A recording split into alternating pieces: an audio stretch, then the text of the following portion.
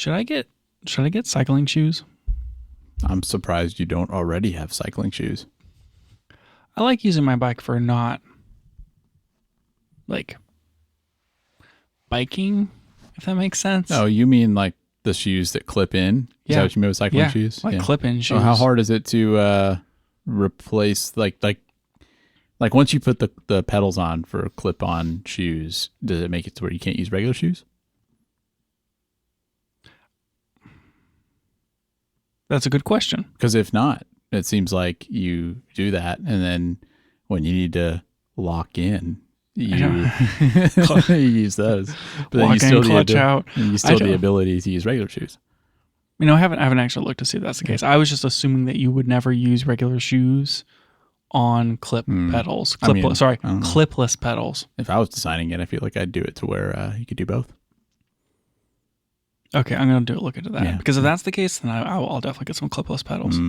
Because that's what they're called. It doesn't make sense. No. Why would you use a clipless pedal with shoes that clip into the pedals? Because wouldn't it not work since it's clipless? Doesn't have a clip. Well, it doesn't. No clip. It doesn't have the straps. They should have called it strapless pedals. Yeah, that sounds more exciting. Sure does. I don't know. So you think, depending upon the situation, I mean, I feel like it would make me a faster cycler. There's probably a reason people use it. I think I get what you're saying about like maybe you don't want to do that all the time. Like maybe you just want to ride your bike to the coffee shop and you're not like being super serious right then. That's exactly the case. Yeah, I'm not going to be like walking around the coffee shop like clack, clack, clack, clack, clack. Yeah. You don't want to be that guy. No, I don't want to be that guy. I mean, sometimes you want to be that guy. No, I never want to be that guy. Never want to be that guy. Never want to be that guy. Nope.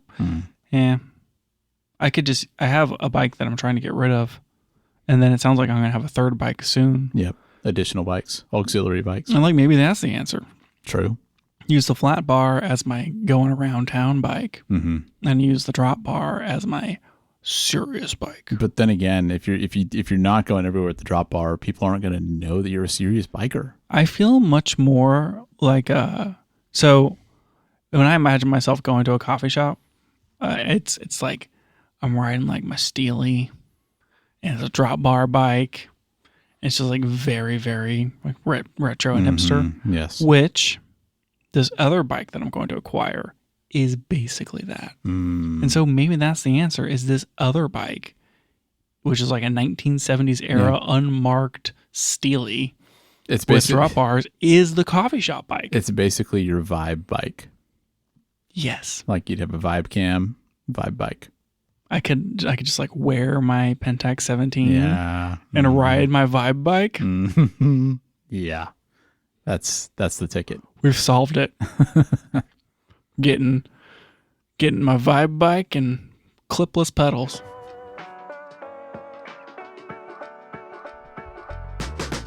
Welcome back to the Camera Gear Podcast. I'm Daniel. And I'm Lucas. And we're here today to talk about the gear, software, and techniques we use to shoot photos and video. Do we need to talk about the Synology stuff? I'm kind of curious what you think about it. Do you know what this B Station Plus is? I've heard the name, but I have no idea what it is. Tell me more. Oh, I don't know what it is either. Oh, you don't know what it is either. It's like a Synology, but with OneDrive kind of thing. Not like OneDrive. It's like one of those hard drives that you plug into the internet, like a home NAS kind of thing, but just a hard drive. You know, those like Western Digital, MyBook, Passport, whatever solutions.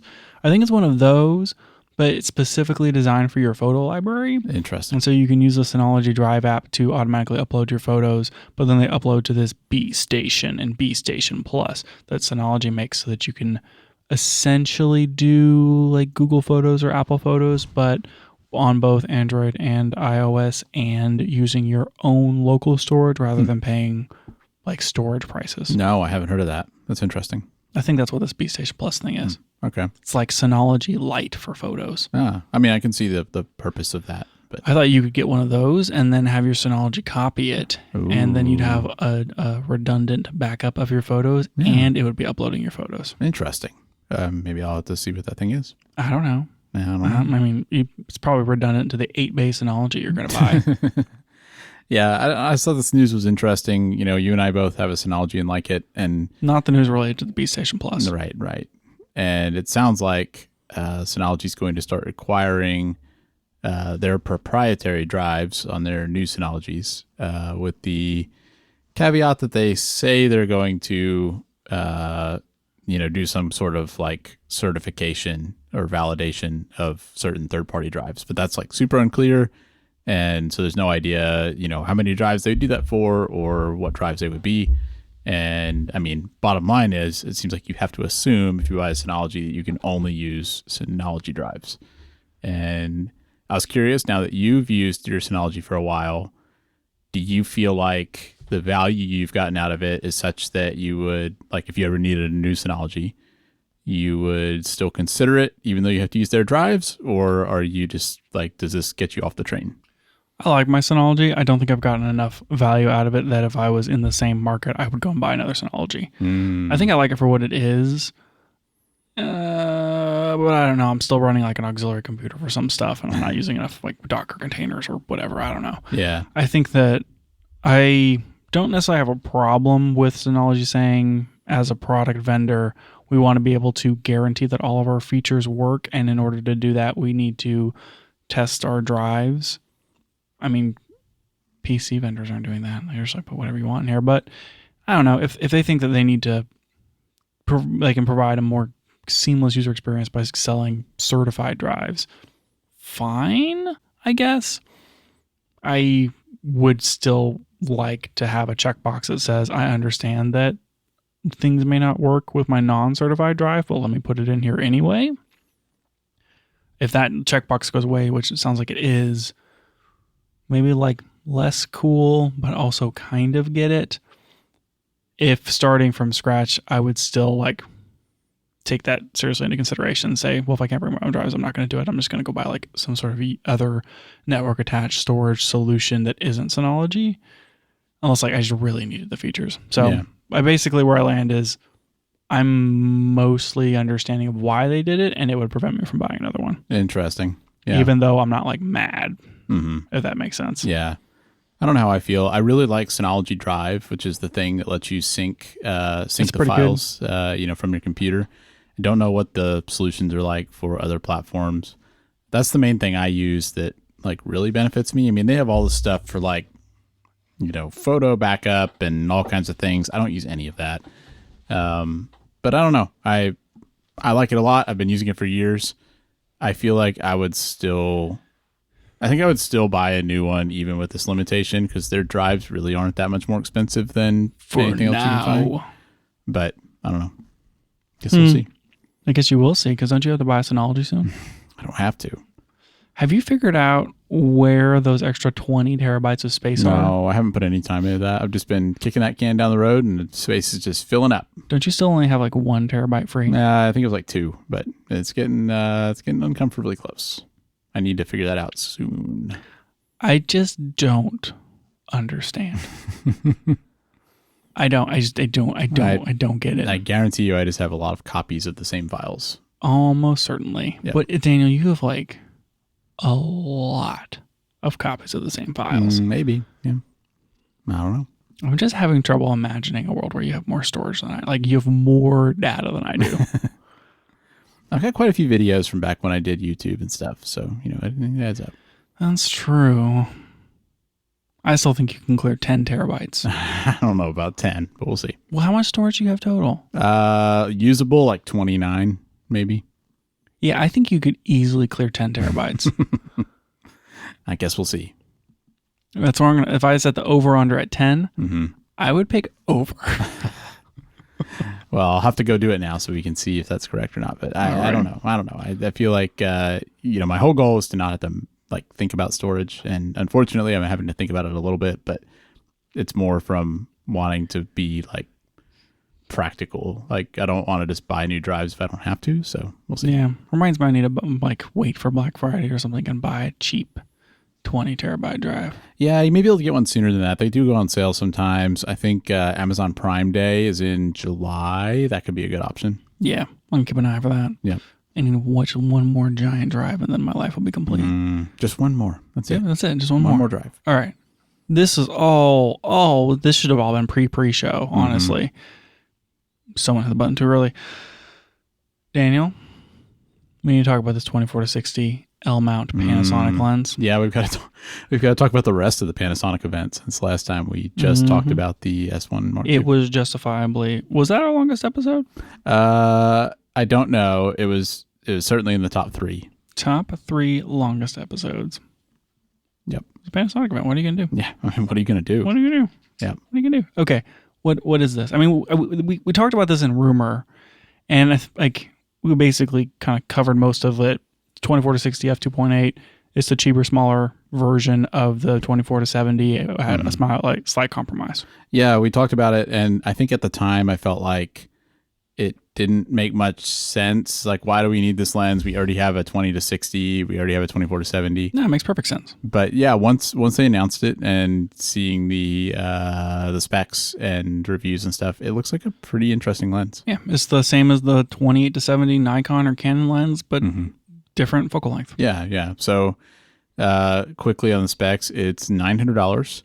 Has a 77 millimeter filter thread, weighs 1.2 pounds. 544 grams. Yep. And it's a little under 4 inches long. Well, that's pretty good. Yeah. It has it has a function button on the side, so you can set that to, you can configure it in the camera menus, to like whatever option you want.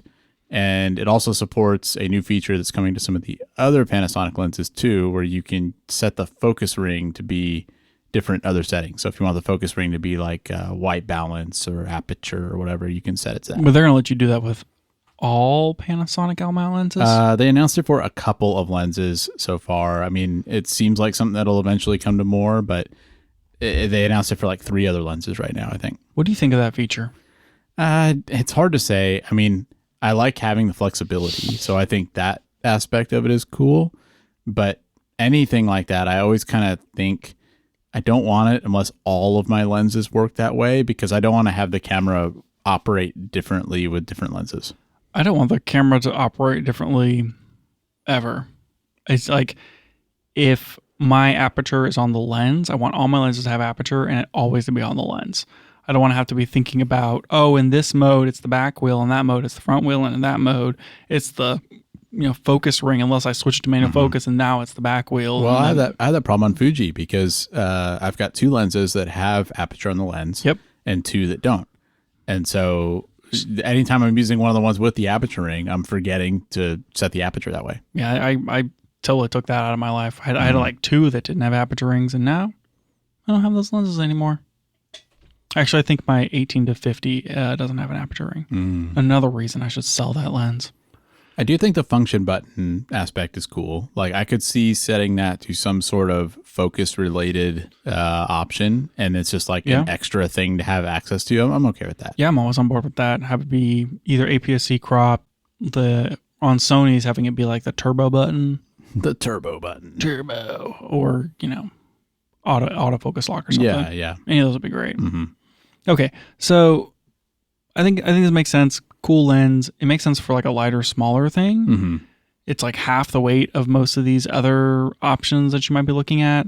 Sigma has a 28 to 70. So unlike the other brands where you're like, okay, my small light option is the 28 to 70. Now for L-mount, you have either the 24 to 60 or the 28 to 70. Yeah. They're both, I think, the same price. They roughly and are. roughly the same weight, and roughly the same length. Yeah, it's almost like just pick. Do you want the longer or do you want the shorter? I think the 24 to 60 is wider. But like the filter thread on the Sigma 28 to 70 is 67 millimeters, which is the same size as our Fuji stuff. And also, interestingly, the same size as the 50 and 85 millimeter Lumix lenses. Yep.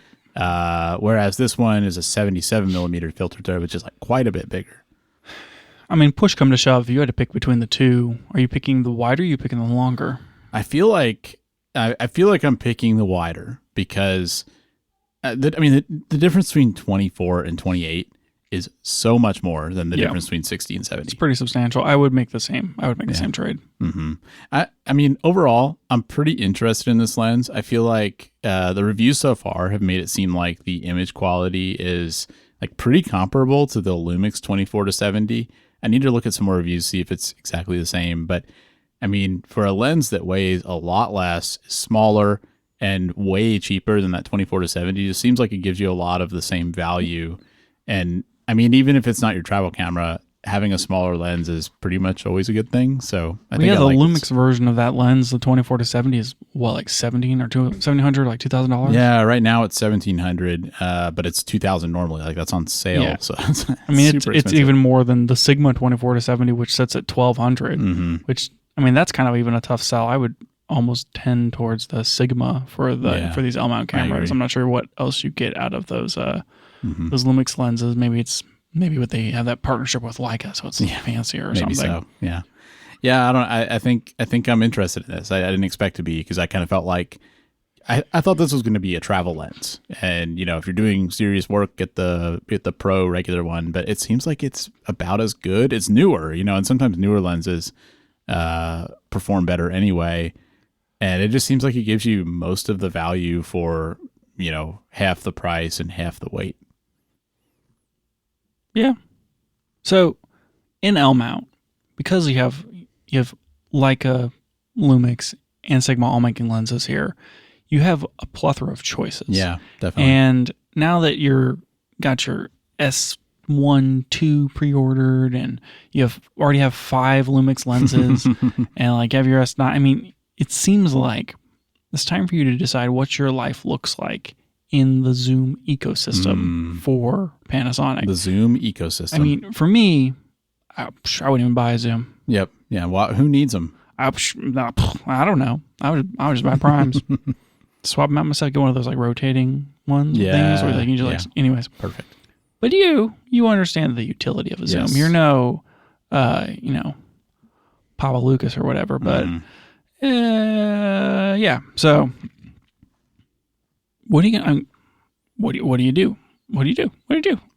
So I got a few options here that I want to run through. Okay. Kind of see what you're feeling. And so the overall question here is this like a 1, 2, or 3 Zoom situation? And 3 Zoom. And man. I'm ignoring the fact that you have the 20 to 60.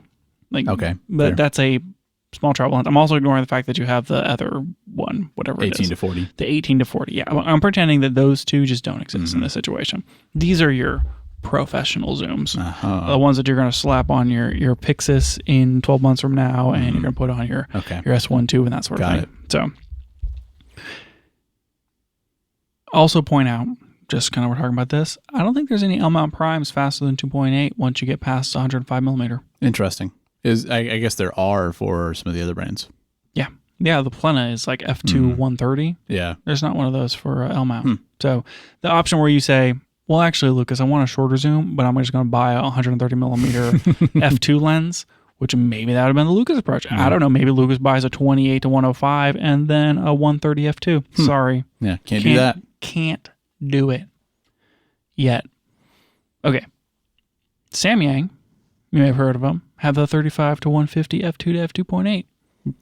Yeah, man, that lens sounds a little familiar. I mean, it's basically the Tamron, but like different casing, slightly heavier. I think that it has different coatings, so like flare's not quite as good. But I mean, all in all, there's no way that's not the same lens. What's really interesting about that too is that you can run these cameras with an APS-C crop. Yeah, you sure can. I guess you lose some megapixels though. 35 to 150 is pretty good range. Yeah, I mean, even full frame, that's a good range. Yeah, F2 to F2.8. Nice. You compare that with a 16 to 28. Sure, you're going from 20 to 35, but I mean, that basically covers you from 16 to 150. That's a pretty good range. Yeah. I mean, there you go. 2 lenses. What do you think?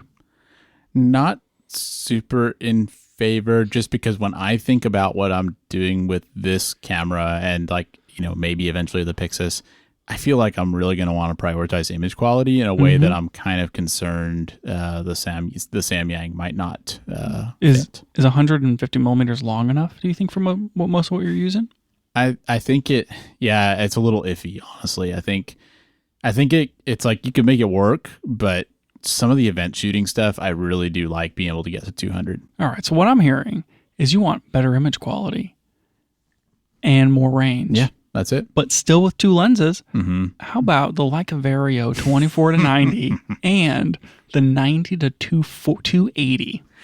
Can I get those 2 lenses for less than the cost of a Pixis 12K?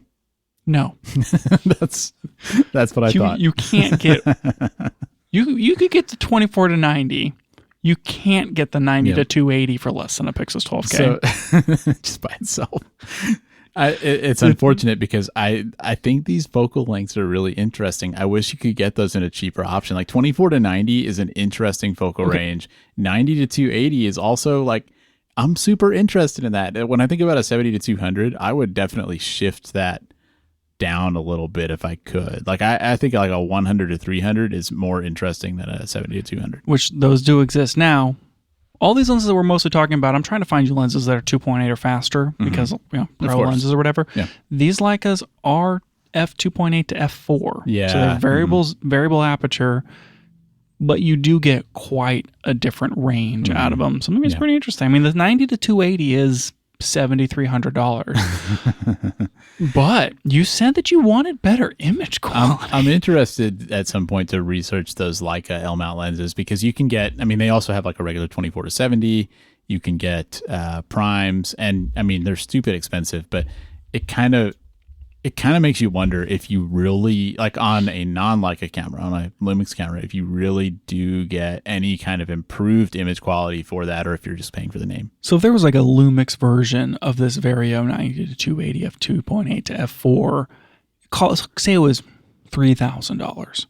Do you think you would consider that against the 70 to 200 f2.8? Man, I think the variable aperture hurts. It's really hard to say. It would be enormous otherwise. Yeah. I would consider it. I guess I'd say that. I didn't include any 100 to 300s on here, though I had thought about it. And most of those are going to be in like the, f4 to f5.6 range. Yeah, that's the problem. I think a 100 to 300 is in, or, like on Fuji, I think there's like a 100 to 400, maybe 100 to 500, something like that.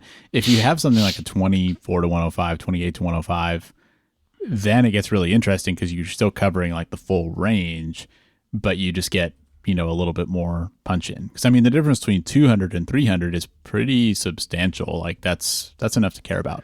Do you know if the 70 to 200 Sigma supports a teleconverter like a F2 or sorry, 2X teleconverter? I don't know. That would be interesting to figure out. It looks like maybe it does.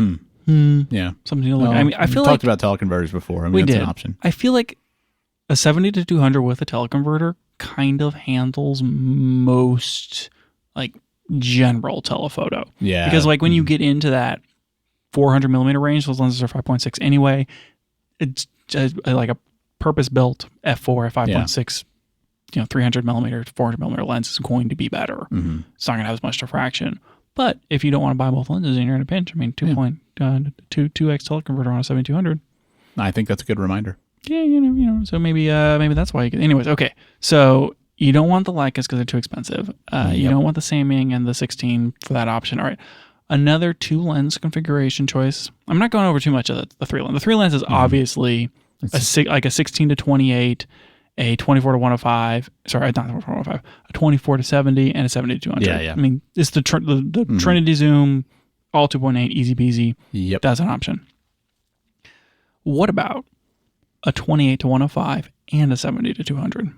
I think that's another interesting option. When I think about the 28 to 105, that's a pretty appealing idea just because I feel like for a lot of event shooting stuff, I could get by with just that lens. Yeah. And anytime you're not switching lenses, I feel like it's efficient. You don't have any downtime. So losing that 24 hurts a little bit. If you chose the 28 to 105 f2.8, which is a honker of a lens. Yes, it's big. Would you, and you won't like I don't think that you buy that lens as a replacement for a 24 to 70. Yeah, I think that's that an interesting way to think about it. In my opinion, it has to take over other roles. Maybe it takes over the role of your 105 millimeter f2.8 prime or something like that. Yeah, sure. But if you were going to pair that, would you choose a 16 to 28 f2.8 or a 70 to 200 f2.8 to pair with it? I don't find myself interested really in the ultra wide primes for what I do. I feel like most of the stuff I shoot, I'm not shooting super wide. The main thing is on a gimbal, which I don't know if I'd want like this type of camera setup for that. Well, you already have the 20 to 60, maybe the 20 to 60 and the 28 to 105. Yeah. Well, like on the gimbal, the 18 to 40 would be a pretty good choice. Sure. I don't know. Like I said, I'm just not as interested in ultra wide primes. I think if you're vlogging or something, like, totally different situation. But for me, I would be more inclined to deal with like 28 on the wide end and still have like something like a 20 or a 70 to 200. Okay, so your 28 to 105 and your 70 to 200, they do overlap quite a bit. May I suggest then a 28 to 45 1.8? I forget that lens exists. A 70 to 200. That's basically the new Sigma version of the old 18 to 35. I mean, that's a whole stop faster. Yeah, it is. And I think the problem I see with that is mostly, like, for video especially, 1.8 is pretty shallow on full frame. How dare you? So I don't know. I kind of think that lens is an interesting choice because it's so wide, especially if you shoot in dark situations. But it just feels too niche to me, I think. I feel it's like what I'm hearing is you basically need a 70 to 200, but it's what's this other lens you're going to pair it with? I think so. And is that two lenses or is it one? And if it's one, I mean, you have some pretty interesting options to kind of bounce around here. I can't see not getting a 70 to 200. Yeah, so you get the 70 to 200, and then you have to like pick a standard zoom. That's like, do you get the 24 to 60? Yeah. Do you get the 28 to 105? Do you get just a normal 24 to 70? Yeah. Yep. Or 28 to 45? I don't know. It's going to be hard to decide. 28 to 70? I feel like I'm going to need to get a lens in that range fairly quickly after getting the camera if I want to actually use it for stuff. I mean, it's just such a, like, how could you go shoot an event or something without having that range? So I don't know. I'll have to figure it out. I'll show you. just primes. You have a 50 millimeter prime. It's true. What other primes? You have the 50, you have the 85, you have the 45. Those are the three I have. And then you have the two zooms. Yep. I'll probably end up getting rid of the 20 to 60, honestly. That makes sense. Yeah. I'll have to decide on the gimbal because, that lens was basically free. It just came with the camera. We do gimbal work for events, and the last time we shot an event, I used the S9 on the gimbal with that 20 to 60 lens, and it worked great. Yeah. And now I have the 18 to 40, which is quite a bit wider. Like, that's an advantage, but the downside is the minimum aperture on the 18 to 40, like the widest aperture on the 18 to 40 is, I think, 4.5. And I think on the 20 is 3.5, which is, we shoot stuff in the dark. That's a meaningful difference. So you're making a pretty good case for the 28 to 45 as your gimbal lens. It would be so heavy. Yeah, it would. I don't know. I don't have the weight in front of me, but that lens is heavy. No, thank you. You scared? A little bit. Man, it was so nice with that S9 with that 20 to 60 is made out of plastic. Yeah. It's a lens weighs nothing, and I felt like I could just run that gimbal all day. Just do it forever. Yeah. Well, I'm probably going to get the chance actually in about 2 weeks to run the 18 to 40 on the gimbal. So maybe I can use that as my test to see if it's too noisy or whatever. But we'll see. Yeah. I mean, you got a little time to figure this out. Yeah. But I mean, if you had to decide right now, like on this call, yeah, this was it. Open up B&H, just start someone ordering. was like, I'll give you both of these for free, but you have to pick right now. Yeah, honestly, if I had to choose right now, I'd probably go 24 to 60 and 70 to 200. And I hate to say, like, a big part of why I'm saying that is price, because the 24 to 60 is $900. Yep. The 28 to 105 I think would be my second option, and that is $1,500. It's a lot more. So that's a lot extra to be. I mean, that's another, not quite double, but close to double the price, and that's a lot to spend. So we'll see. Especially when people are giving you L mount lenses for free left and right. Yeah, I mean that's what I'm saying. I mean, really, the answer is just wait to find out. Price. Wait to find out which one's going to be free, and then just take that one. Yeah, perfect. The decision will make itself. Just do that. Okay, yeah, a lot of interesting choices there. More Panasonic stuff to dive into. Oh my gosh, do we need to end. Do we need to go straight into it? Do you want to take a break? How are you feeling? I guess let's take a break. We'll be back in just a moment, but we wanted to let you know that if you'd like to support the show, you can now subscribe to us on Patreon. It helps cover our hosting costs so we can keep the show running, and you might find an occasional behind-the-scenes post on there, like some photos we've taken recently or a mini review of some new gear. If you're interested, you can find us at patreon.com/cameragearpodcast. Daniel's looking at me and he keeps making this like imagine if you had dough and then you're like pulling the dough, like the stretching motion. You like just like it just needs to be longer. Yeah, he's like, we've had too many Fuji episodes that have taken the whole episode, and I want 2 Panasonic only episodes in a row. He keeps doing this stretching motion. I don't understand. You know, I just want to point out there was a Fuji announcement, and we could have been talking about that right now, but you didn't put it in these show notes. There's a lot of stuff we have to cover, and I need to dedicate an entire show to the Half X. I can't wait to talk about that. We'll save it for next time. Oh boy. Whew. I have thoughts. I bet you do. Okay. We didn't talk about the S2E last week. S1 2E. Lord. The Lumix S1 IIe. They don't even say Mark II. Like, whew. Yeah. It's hard. It's very tough. It's a hard life out there for a camera gear podcaster. I don't think there's space. I think it's S1 space 2E. I think you're right. The E, essential, I think. Yeah, I'm pretty sure that's correct. Not like... I don't know why they chose that, but that is what they chose. And it's like eco. Eco mode. I don't know. Okay. The S1 2E is just an S5 too, right? Basically. Yeah. Tell me I'm wrong. Well, it's kind of a combination of like the body from these newer cameras with the older sensor from the S5 II. Yeah, so this is the exact same sensor as the Nikon Z5. Is it? And the A7 III. Interesting. And the Nikon Z6 II. Because that's the one that was in the S5 II. Yeah. And the S5 II. And the S5. Yep. And like every single camera for like the last freaking 5 years. I mean, this one basically to me feels like a refresh, because I don't want to say like a new camera, but it feels like a refresh of the S5 II. It does feel like that, but it's coming in more expensive. It's $2,500. Yeah.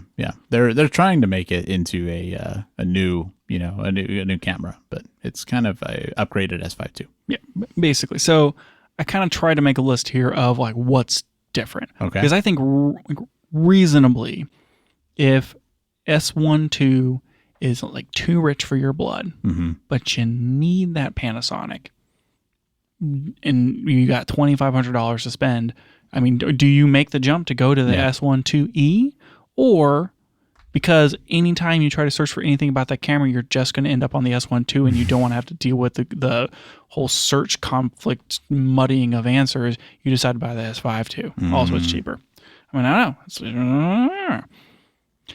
I wanted to look to see if this had the same processor, because it's the same sensor. Like, does it have the same processor? And I think this is the newer processor. That's the impression I get. I don't know if they actually came out and said that, but software-wise, it seems like it has enough features from the new one that it makes me think it's the new processor. My understanding is this has the processor that's come out of the L2 Technology Alliance. Oh, yes, of course. Are you familiar with this? No. I think it was announced in like February or something, but Leica and Panasonic have decided to share camera processors. So Leica is doing even less now for designing of cameras. Yeah, perfect. I bet they love that. Yep. Anyway, so they're now like sharing autofocus and processor type technology between, and Leica gives them some cachet, Panasonic gives them some processors, and it kind of works out. And so this is a newer processor. I don't know if there any more juice could potentially be squeezed out of this process, out of this sensor. Like maybe this is peak this sensor. Yeah. Finally. Yeah. It's hopefully it's kind of funny to be releasing a new camera in 2025 with that sensor. I didn't think it would happen. Like I thought the Nikon, Z5 was gonna be the last one, and I was like, it makes sense. It's a $1,500 camera. Like you're gonna use older and older. This was a $2,500 camera. It's the same freaking sensor. Anyways, it's fine. It's fine. It's a good sensor. It's good sensor. Okay. The body's the same as the S1R and the S1 II. Which means it has like the cool tilt flip and all that.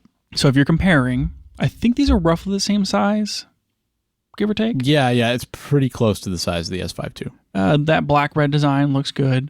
You got a red button on the front. On like if you're holding the camera or you're looking at the camera, bottom right, holding the camera, bottom left, in the front.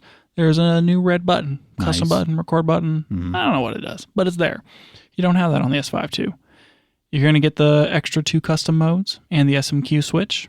So C5 in your customs versus S5 II. Sounds good. Okay. They moved that, just as like a reminder, they moved the rear wheel forward. So like if you're holding the camera and you're reaching your right thumb up in order to turn that wheel, it was a little easy to bump on the S5 II. And so they've moved that forward with all these new body designs, make it a little better. Biggest thing here probably is the tilt flip screen. Yeah. You got that dual action team tilty and team flippy in union. That feels like maybe the biggest single upgrade for people on the S5 II. It does feel that way. But I mean, you are also getting like the higher resolution 5.6 million EVF and the higher resolution rear screen. And CF Express support. Yep. So CF Express, which does that even matter here? I mean, I think it kind of still matters because think about like when we shoot on the Fujis, it's not just that CF Express enables like record modes or something. It's also just, if you've been filming an interview for an hour, you sure can offload a lot faster from a CF Express card. True. And we have talked, like we talked in the last episode about how even though you can record onto an SSD, we kind of like the internal recording, for a couple of reasons. And so I'm glad to see that on this camera. I feel like if I'm doing photos and I want to just have one type of memory with me, I want to be able to have redundant photos or split like RAW and JPEG. Having to copy some photos off of CF Express and some photos off of a SD card would be really annoying to me. I agree with that. I do think that, a combo slot would have been better. And for photo use, I think SD is better. So I think that for like the S1 II and the S1 R2, where it's enabling more features, it's enabling more write speeds. Well, even on the S1 II, like you run into a buffer problem. Yeah. I don't think they're getting their bang out of the CF Express slot. I think it's forward thinking. I think they're going to be using this body for maybe a few more cameras, and they need the CF Express in the future. And that, I mean, it's just kind of like you just get it. And I don't know if it makes as beneficial in the S1 IIe. It's really surprising that the buffer is so slow to empty with CF Express because CF Express should be able to dump those files so fast. And yeah, it kind of seems like the camera is a little bit like hamstrung on the processor side with that. But I don't know. I still like having it, but I get what you're saying about how for photo it's kind of maybe a weird choice. Yeah, so maybe a plus or negative there, but the screens being higher resolution, better for both EVF and the rear screen. That's good. I think that's most of the body differences as far as like the ones that probably people care about. Yeah, I think you're right. I don't know if the body differences are enough for me for the upgrade. I really like the change to the S&Q with like video photo S&Q switch and then getting me 2 more custom modes. I like that a lot. I like the double tilt flip screen, but that's not a spend $700 to get the newer, the other version, in my opinion. What else did they change though besides the body? So you get that 32-bit float audio through that external recorder. If you want to add another $500 accessory. True. But if that's really important to you, there you go. They added that. I think they added the pre-burst shooting, which is not on the S5 II. You can, like a lot of cameras are doing this, where if you're in electronic shutter mode, it's already pre-capturing. You hit the shutter, and then you get the 1.5 seconds of buffer beforehand. So nice feature. Wasn't really there before. They bumped the frames per second. I think in electronic shutter, you're getting like 30 frames per second. I don't think the rolling shutter is super bad on this camera. So like that seems like it would be pretty usable. And then you get like one more in mechanical. It's like 9 versus 10 frames per second in mechanical. Not very meaningful then on that. Yeah, side. but like the burst shooting, little faster frames per second. I think that, it makes it feel like you have a little more speed there, probably due to the processor. And I think the autofocus is better. Like you get all those extra new autofocus modes, like, I don't know, what was it, like street sports or something? Urban sports. So I need more AF points and that kind of thing. So like better autofocus. This is going to get the time code support for Atmos Blue. That's a good feature. I don't know if that's ever going to come to the S5 II or not. I wish it would. I mean, it seems like they could just add it. Yeah. And if anyone was going to do it, Panasonic would do it. Yeah, it's just, I think it's mostly a question of, do they release more firmware updates for those cameras? We'll see. We'll see. And then the webcam mode is now this one, which that's to me, that's like a nice fringe feature. Yeah. I would use it if I hadn't, be bummed if I wouldn't- didn't, but sure I wouldn't be buying the camera for that. Yeah, I wouldn't buy the camera specifically for that. And I think that they added the area LUTs for the S5 II already, and I think that they're going to give that like area log built in to the S2 and S2e question mark. But that's like coming later, and it's going to be like a dollar value upgrade. I think you have to spend money for it, kind of like they did Vlog in the past. And then I think both of these actually shoot B-RAW, ProRes, and LUTLab over HDMI. Oh, okay. Cool. You get the new like USB feature thing, like you can copy to USB. Yeah, okay. I think the S5 you had to have the X to record to USB-C. I think that's right. Or a USB drive, SSD drive, but then like the S5 II didn't, and so like that's a difference. So you kind of have to compare this maybe to the S5 IIX, which is like $1,800, not $1,500, but even still, that's $700 difference. Yep. I guess $1,600, not $1,500. So yeah, I mean that's basically it. I don't know. Is it? I'm having a trouble saying that the S1 IIe is worth an extra $900 compared to the S5 II. I kind of don't think it is. I mean, I feel like with this camera, the question is, who's buying it? Are they going up from an S5 IIX, or are they going down from an S1 II? This reminds me that we didn't talk about the record modes. Is there something you want to say there? Yeah, I mean, maybe that's the thing. Is it? The S5 II can shoot open gate 6K, and it can shoot 4K up to 60, but the 4K 60 is cropped at 1.5. Right. On the S1 IIe, you can shoot 6K up to 60 frames per second. Okay. But it's at a 2.4 to 1 aspect ratio. Oh, that's that CineScope crop. So it's like it's full width, but the top and bottom are cropped. Right. But if you crop that to 16:9, it's roughly a 1.2 crop. And so you can get maybe like a smidge wider. Yeah. And you can go to 60 frames per second. It's still 420 though. It's not 422. Yeah. To me, it's not enough. I feel like these are good features, but if I'm looking at the S1 II and I can't quite spend that much money, but I still want to do video stuff, it's just hard for me to not think I could spend like half the money and get an S5 IIX. I don't see this providing enough value. I mean, the handling's going to be a little bit nicer with that new body style, like with the tilt flip screen and stuff, but it just lands in a weird spot with a weird feature set. It bothers me that they're using that old sensor, and I feel like you either get the S5 II or 2X if you're wanting to save some money and if you can accept kind of those lower specs, or you jump up to S1 II or S1R2, you know, depending just on whether like you're all photo. the way up. Yeah, like I think you just go all the way up if you need those features, and otherwise save your money. I think it's tough because we're comparing the sale pricing. I think that if I was looking at an S5 IIX at $2,000 and this at $2,500, that $500 delta, I think, is a reasonable jump for what you're getting out of it. Yeah, it's just that's the problem with comparing a brand new camera to one that's been out for 2-3 years. Yeah, but I mean they have the same sensor. Yeah, yeah. I mean it makes sense. It makes sense for us to be comparing it, but price wise, it's a rough comparison for the S1 IIe. So I think that's kind of like where I land. If this was $500 different, I would make the jump personally.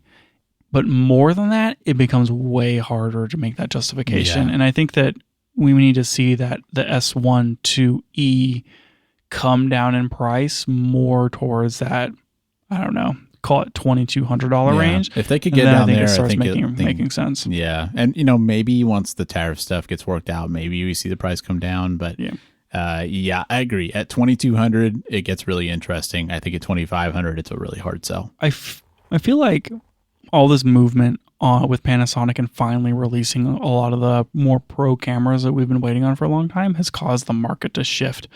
I was trying to find used prices for S5 IIs and S5 IIXs, and I was actually having kind of a hard time finding a used S5 II right now. Well, yeah, I mean, they were around for a while, and I feel like they must have been getting snatched up quick because they were on sale for like aggressively low prices. The used ones I'm finding are like $1,550 compared to $1,600 for a new one. A few months ago, when I looked, like when I got the S9, I definitely went through a thought exercise of should I just get an S5 II. And I found some for like $1,300. You can't get them that price now. No, not right now. So, and I think some of that could be these new releases. You know, people are seeing how expensive these new ones are, and maybe they're more interested, you know, in, I think I'll just stay on the S5 II for a while. Yeah, it's like, oh, this is cool. I'm excited. I was kind of waiting to get a second camera or even just like get a Lumix camera until the new stuff came out. A little more expensive. The S1 IIe is interesting, but it's not better enough. I should just buy an S5 II. And the S1 II is too expensive. I think that's the case for a lot of people. I mean, I did pre-order the S1 II, but you know, it's really, for me, a pretty recent thing that I would spend that much on this type of camera. And, you know, it's mostly because we do, you know, some paid work, and I feel like I'm really getting the use out of it. But if I was just a hobbyist, I'd have a really hard time spending, you know, this much money. So I can understand why people would be gravitating more toward the S5 II level. Yeah, I think I tend to agree. I still think that the S1R2 is maybe the most interesting camera that they released. I feel like there's a decent chance I will end up with one of those once they're available on sale or used. Yeah.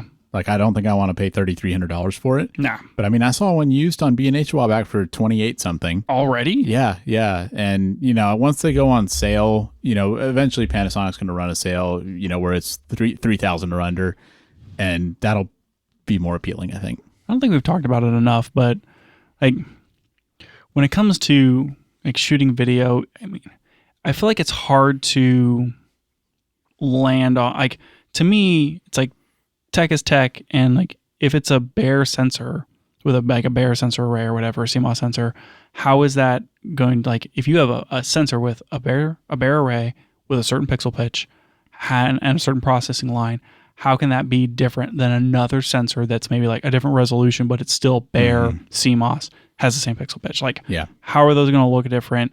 And people are, oh, like the look and the feel and the color and the sensor, just like, it's just different, man. The technologist in me says, that's stupid.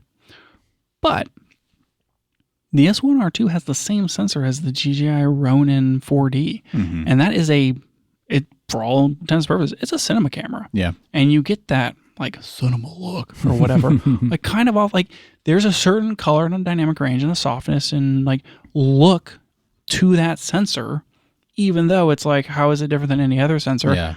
I don't know. But like certain sensors have certain looks. And now it's been like the whole conversation with the Ursa 12K is like, they put those cameras in the hands of certain filmmakers, and there's one guy who's like this huge advocate for it. He's like, look at these skin tones. Just look at them. Yep. They're so good. Like, just look at them. I think that's that interview I sent you. Yeah. I mean, he's like so pumped about it. And I'm like, okay. And I get like that's different because it's got the white pixels in it and all that sort of thing. But to a certain extent, it's kind of like, yeah, you could probably make anything look like anything, but the processing line and like the way that the images comes off that sensor and like how you translate it into like the JPEG or the log or whatever, like maybe there is something to the fact that it's like, even though it's a CMOS with a bare filter array, maybe there's just like a little bit of soul there. Just a little bit of soul. And for that reason, I think maybe the S1R2 is the most interesting cinema camera in this lineup. Interesting take.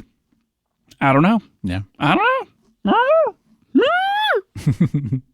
I am interested in it. I felt like I couldn't justify that one for what we do because of some of the overheating issues. And the rolling shutter, probably. And the rolling shutter. But I could definitely see a future for me of having both of them and just picking the right one for the job. I'm just saying, you've been eyeballing that chicken camera for a while. It's true. This is basically a chicken cam without the chicken. Yeah, and I mean, do you need the chicken? You have that Panasonic IBIS. Chicken cam without the chicken would be an episode title. It really would. I do still think that Ronin 40 is interesting. I'll probably never get one, but I think it's interesting. It's pretty interesting. Well, since we're already talking about DJI, do we have time for this next topic? I think so, because I mean, it's drone, right? I haven't learned anything about the Mavic 4 Pro. Well, I'll tell you about it then. About that. So yeah, DJI released the Mavic 4 Pro. We'll talk at the end a little bit about the weirdness of how they released it, but super interesting, I think. So, you know, we've talked on this show about drones, and I think we're kind of over it. You know, we don't really get excited for new ones. Not really. I do think that like, I mean, it comes at a high price because it's very expensive, but I think that what they've released is maybe the first one I've seen where I think I would really like to have this over my Air 2S. Like, I should buy a new drone, or should be thinking about buying a new drone, because we do enough. Like, there's enough things that we do where it's like we have to get a drone shot.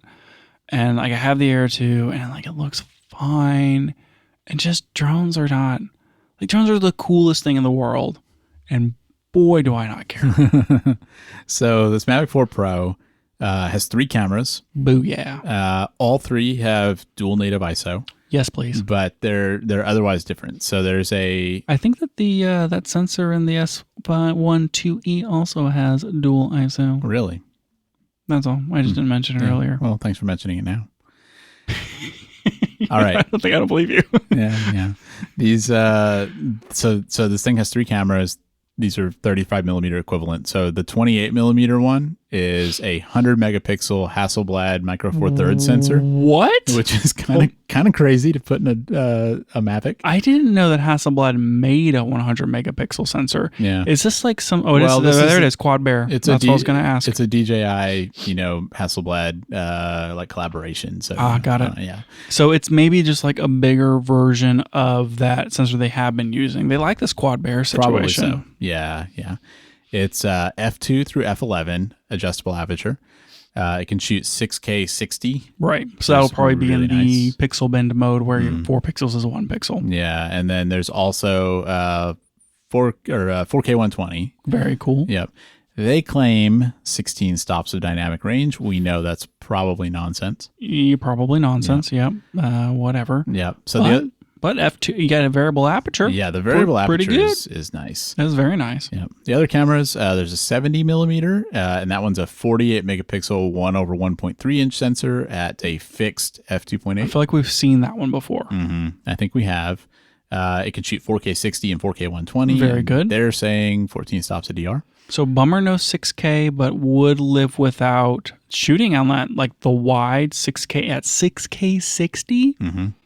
I'm into it. Pretty good. I mean, more resolution on drones. Yes, please. Yep. Plus, you can take the 100 megapixel photos. Come on. And then you've got a 168 millimeter camera, which is a 50 megapixel 1/1.5 sensor, f2.8. I do love the parallax of the long lens on the drone. Well, and a lot of the stuff we shoot for events, like, it's cool if you can get close enough to see faces, like see people doing things. Yeah. But you can't, I mean, sometimes you can't do that safely, like in a crowd, and so having 168 millimeters, I would legitimately use that quite a bit. Yep. And that one can do 4K 60, it can do 4K 100, and they're claiming 13 stops of DR. So it's a little bit, like, it's definitely a worse sensor than the others. All 3 cameras can do 10-bit D-Log M, which is the weird fake D-Log. Blah. But they can also do regular D-Log. Okay. And HLG. One of the biggest upgrades they made is the gimbal can rotate 360 degrees. So if you want to get like weird, like Dutch angle, that's cool. Type things, you can. I mean, obviously there's a big emphasis on portrait mode, for all the people doing social stuff. And interestingly, you can do 70-degree up angle shots. Oh, that's a lot better. So that the current ones, maybe you can go like slightly up angle, but a little bit. But you can't do too much of that. So this can do that. Pretty good. It's got all the normal obstacle avoidance stuff. The battery's bigger. It gets a 51-minute flight time. Whoa, dude! It can fly 56 miles an hour. And it has a max range of 25 miles. So interestingly, if you fly out to the maximum distance, I guess you can fly back in the time you have. But it's going to take you like 30 minutes to fly, to fly out and fly back. So wow, make it count. Wow. They've got two versions. There's like a standard and a creator combo. The standard one has 64 gigs of built-in storage, and the creator combo has 512 gigs. Okay. The creator combo can also do all-eye 422 video. Okay. Worth it, probably. I don't know how much the price difference is. What can't you do? What can't you do? All I-422 in the other one. Doesn't it make you? Yeah, I gotta make you pay more, I guess. Maybe you have to record the all I-422 to the internal storage. That doesn't make sense. I don't know. Could be. I don't know either. Last thing that I think is really cool about this is this new controller they released. So they have an RC Pro 2 controller, and DJI's done this thing recently where they've had controllers that have the screen built in, which I have the cheap version of that and love it because now I don't need to use my phone to run the drone. They have this new one where like when you're traveling, basically it's like the screen is kind of like the entire front face of the controller and it's kind of flat against it. But when you want to use it, you pull that screen away from the controller and it's like it has a hinge where it kind of like lifts away from the controller and the sticks are underneath it. Yeah. And instead of like the ones that we have where you have to screw the sticks into the controller, the sticks are just always attached and they kind of like pop up when you lift up that screen. So it just seems like they've really like engineered a cool thing here. It's a 7-inch screen. It can rotate to portrait if you're shooting portrait footage. And it also has an HDMI port on it. So if you want to output to another display, like for somebody to watch, you can do that. And this thing also can record audio. So if you have a DJI mic, you can record audio to the controller and like have it synced with your video. So kind of neat.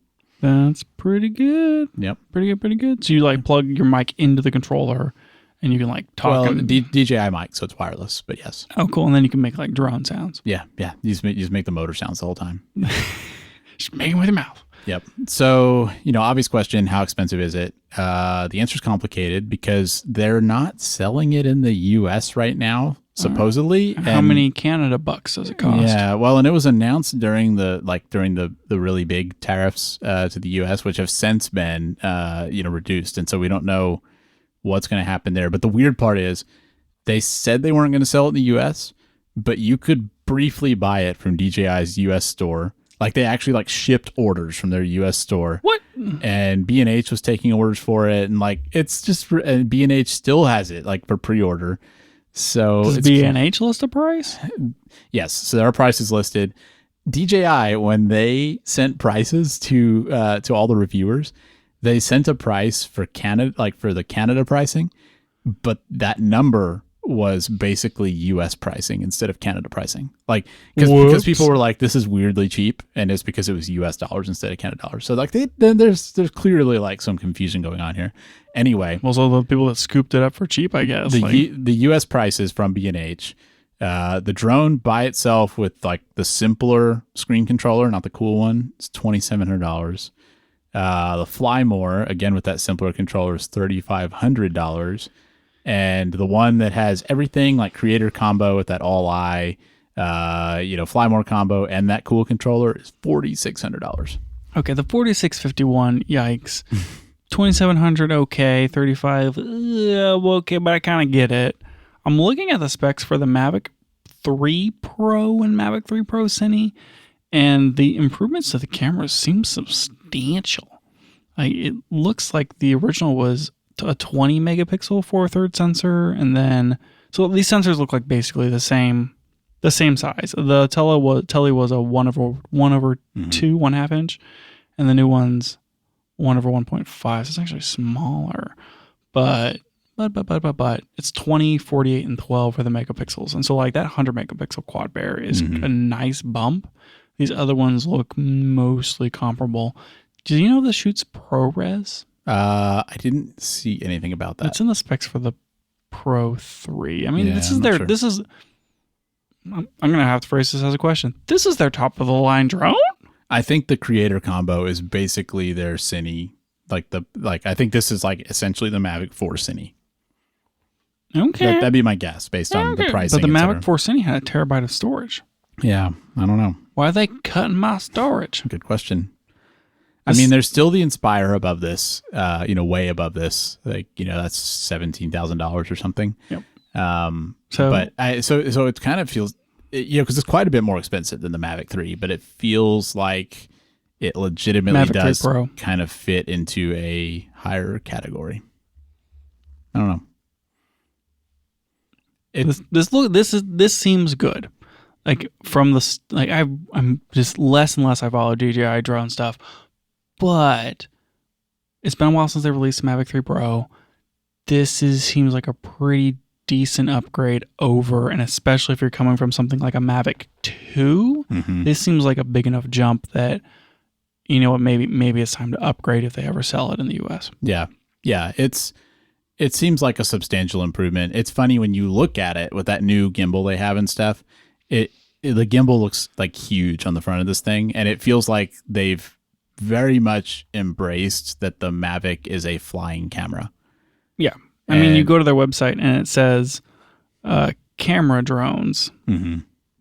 But I mean, if you just look at it, it's funny looking. It's like the gimbal on the front is huge compared to the other ones. When you go to their website, which is the first link on Google for the Mavic 4 Pro, spin your world. I get a 404 error. Wonderful. Love that.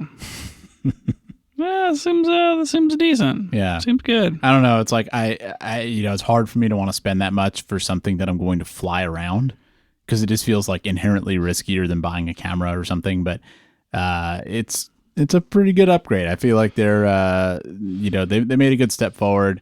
My guess would be it justifies the price, even if I don't want to pay the price. If you're making money off the footage and you need the best footage, like, yeah, if you can't, and you're not, paying for whatever, a Phantom or something. Yeah. It's Inspire, sorry. What a Phantom. Dude, that drone's 10 years old. Huh?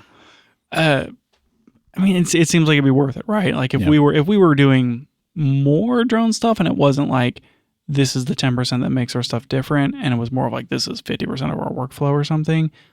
Heck yeah, go pick up if you could pick up a Mavic 4 Pro, because like we're really going to get the benefit out of those 100 megapixel stills and that 6K 60. But otherwise, like, seems good. Seems a good drone. My guess is 3 months from now, you'll be able to buy that in the US, no problem. Yep. So, I mean, with the 360, one thing we didn't really touch on here is that with that 360 rotation, you can basically do a barrel roll without doing a barrel roll. You can make it look like you did a barrel roll. Why do you even need a Nevada? Perfect. You can just like do it with the camera. That's true.